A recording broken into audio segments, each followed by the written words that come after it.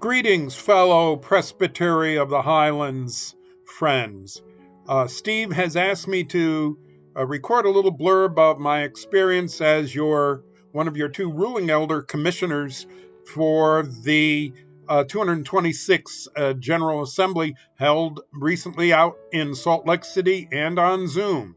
Since we are reformed and always reforming, this General Assembly format was new, or a novel way of conducting General Assembly, in that for the first time, the committee meetings were held on Zoom. And then after 3 days of hearing reports, testimonies, and making recommendations, travel for 2 days, and then approximately an additional week, we all convened in the Salt Palace in Salt Lake City, Utah. In terms of memorable experiences for me, as quite often the case, the most memorable experiences did not happen on the plenary floor. I hope that doesn't come as a surprise to anybody.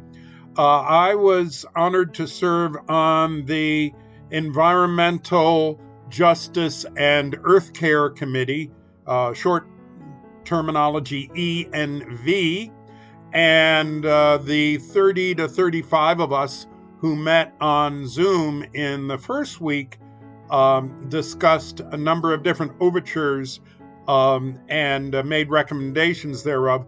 But the most touching experience of that for me was the fact that we had ecumenical advisory delegates from all over the world, as far away as Myanmar, where in our 11 a.m. Eastern Time convening meeting and worship service at the beginning of the meeting was 5 a.m. the next day. And maybe I'm old school, but that just blows my mind. And that ecumenical advisory delegate led us in a very touching and stirring rendition during the worship service of "In Christ There Is No East or West." And it really brought home to me that we are truly all bound, regardless of location, in our oneness in Christ. And then at plenary itself, there were approximately 450 both teaching elder delegates as well as ruling elder delegates who discussed the business of the greater church.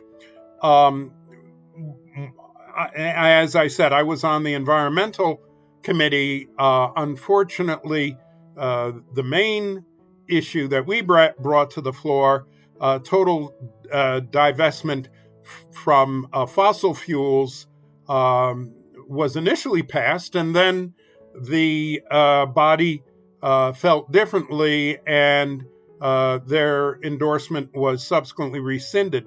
But due process was certainly followed, and I don't think the matter of investment in fossil fuels is going away. We are going to. It was a very worthwhile experience, much more that I could share, both in terms of just the wonderful people there.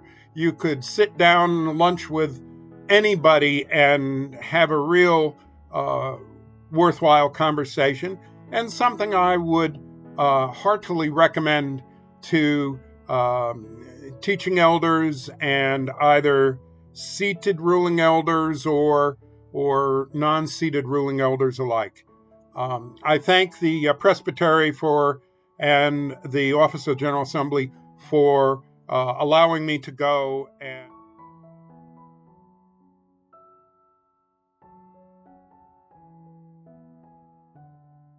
peace